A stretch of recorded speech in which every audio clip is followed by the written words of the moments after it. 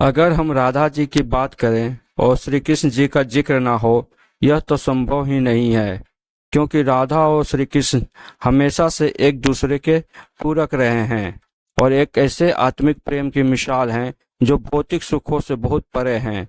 यूँ तो राधा कृष्ण का प्रेम अनादिकाल से चला आ रहा है, पर द्वापर युग में जब भगवान नारायण ने स्वयं कृष्ण रूपी अवतार लिए तो संसार को प्रेम का सही अर्थ समझाने के लिए श्री कृष्ण जी की ही अंश राधा ने जमुना के निकट रावल ग्राम में वृषभान और कृति के यहाँ राधा रूप में जन्म ली।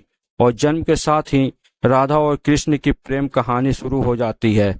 मगर दोस्तों, ऐसी क्या घटनाएं और स्थिति बन जाती है कि राधा को श्री कृष्ण के विरह का सामना करना पड़ता है और कृष्ण जी क्यों अपनी प्रिय बांसुरी को तोड़ देते हैं? इन सब सवालों के जवाब हम इस वीडियो में जानेंगे। दोस्तों, कहा जाता है कि राधा जी जन्म से अंधी थी और स्वर्गलोक से यह वचन लेकर ही पृथ्वी लोक में आई थी कि जब श्री कृष्ण जी की प्रथम दृष्टि उन पर पड़ेगी तभी वह संपूर्ण जगत को देखेंगी, अन्यथा नहीं। तो देखा आपने कैसे शुरुआत से ही दोनों एक दूसरे से जुड़े हुए थे। बचपन से ही श्री कृष्ण जी अपनी लीलाओं और बांसुरी की मधुर धुन से पूरे बरसाना का मन मोहित करने लगे थे और राधा और कृष्ण तो 8 साल की उम्र से ही अपने प्रेम का आनंद लेने लगे थे। श्री कृष्ण जी के जीवन में राधा और बांसुरी आपस में एक दूसरे से गहराई से जुड़े हुए थे। जब भी श्री कृष्ण जी बांसुरी बजाते, राधा उनके पास दौड़ी चली आती और घंटों बांसुरी की धुन में मग्न रहती, जो उनके प्रेम को और बढ़ाता गया। वो जमुना नदी के तट पर बैठकर घंटों समय व्यतीत करते और उनका यह सुखद समय कुछ ही वर्षों का था, क्योंकि जैसे ही कृष्ण के मामा कंस को उनके वृंदावन में होने का पता चलता है, उसने कृष्ण को मथुरा में युद्ध करने का निमंत्रण दिया। फलस्वरूप श्री कृष्ण जी को अपनी यशोदा माँ और पूरे गांव के साथ राधा को भी छोड़कर जाना पड़ा। श्री कृष्ण जी और राधा जी दोनों को पहले से ही पता था कि श्री कृष्ण जी अब वृंदावन वापस कभी नहीं आ पाएंगे और बहुत समय तक एक दूसरे से मिल भी नहीं पाएंगे। तो इसलिए मथुरा जाने से पहले राधा जी ने श्री कृष्ण जी से 2 वचन लिए। पहला वचन था कि राधा के हृदय में हमेशा केवल श्री कृष्ण जी का ही वास रहेगा और दूसरे वचन के अनुसार मृत्यु से पहले उन्हें श्री कृष्ण जी के दर्शन होंगे। परंतु इन वचनों के देने के बाद भी श्री कृष्ण जी को पता था कि राधा उनके विरह में बहुत ही विलाप करेंगी, तो राधा हमेशा खुश रहे, इसके लिए श्री कृष्ण जी ने भी राधा से वचन लिया कि राधा को कृष्ण की याद में अब एक भी आंसू नहीं बहाना होगा।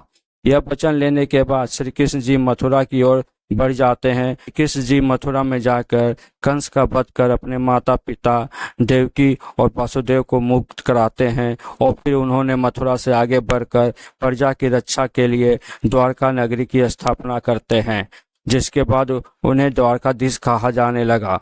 भगवान कृष्ण बाद में रुक्मणी और सत्यभामा से विवाह करते हैं। इसके अलावा श्री कृष्ण जी की 16,108 रानी थी, जिसमें से रुक्मणी श्री कृष्ण जी की सबसे प्रिय पत्नी थी। रुक्मणी केवल श्री कृष्ण जी की छवि को देखकर ही उन्हें अपने मन में बसा लिया था और कृष्ण से विवाह के लिए वो अपने भाई रुक्मी के विरुद्ध भी चली गई थी। रुक्मणी के साथ विवाह कर भगवान श्री कृष्ण जी द्वारका नगरी में सुखपूर्वक अपना जीवन व्यतीत करने लगे। पर राधा और कृष्ण तो एक ऐसी मिसाल थे जिन्होंने कभी विवाह ही नहीं किया, केवल अपने मन और हृदय से एक दूसरे को प्रेम किया और उसी सच्चे प्रेम से एक दूसरे से हमेशा बंधे रहे। दोस्तों, राधा और कृष्ण के प्रेम की बहुत सी अलग अलग कथाएं हैं और उनमें से एक प्रचलित कहानी यह है कि श्री कृष्ण अक्सर सोते सोते राधे राधे बोल पड़ते थे, जो श्री कृष्ण की रानियों को अच्छा नहीं लगता था। एक बार रुक्मणी ने श्री कृष्ण जी से कहा कि हे प्रभु, प्रेम तो हम सब भी आपसे बहुत करते हैं, पर राधा जी में ऐसा क्या है जो आप सोते हुए भी उन्हें याद करते हैं? तो कृष्ण जी बोले, तुम एक बार राधा से मिल लो, फिर तुम्हें खुद ही पता चल जाएगा, और जब तुम राधा जी से मिलने जाओगी तो उसके लिए कुछ लेते हुए भी जाना। जिसके बाद रुक्मणी राधा जी के लिए बहुत गर्म दूध ले जाती है और राधा जी के महल के द्वार पर पहुंचती है।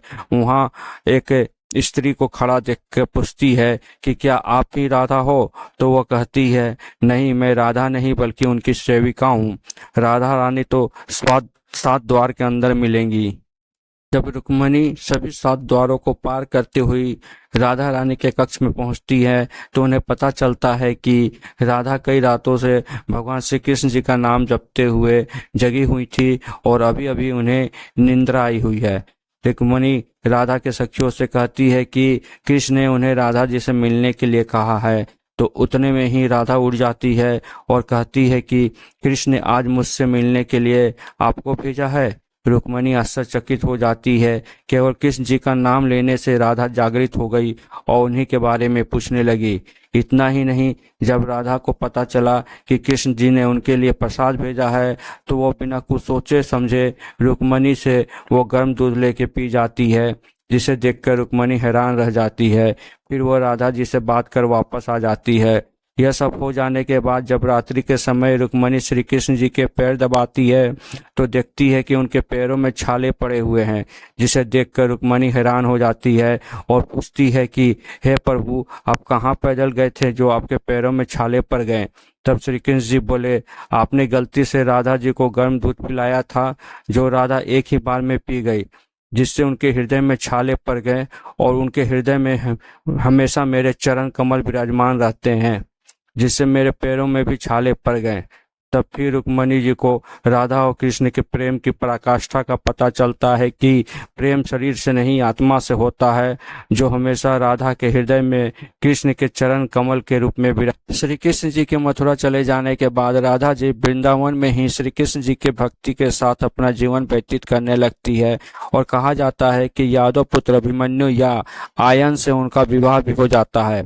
पर अभिमन्यु को महर्षि दधीचि का श्राप था कि अगर वह राधा को छुएगा तो भस्म हो जाएगा।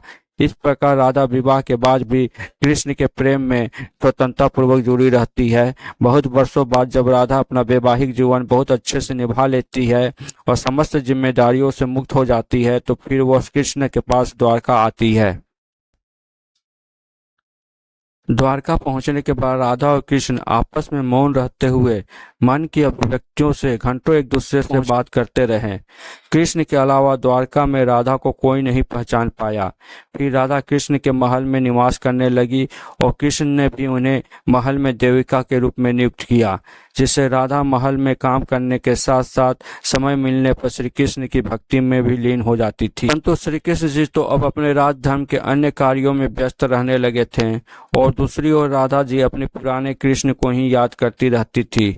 वह कृष्ण को पुराने दिनों जैसा साथ ना पाकर राधा का मन और अधिक व्याकुल रहने लगा और उन्हें डर सताने लगा कि श्री कृष्ण जी की जो मनोहर छवि उनके हृदय में है वह कहीं धूमिल ना हो जाए।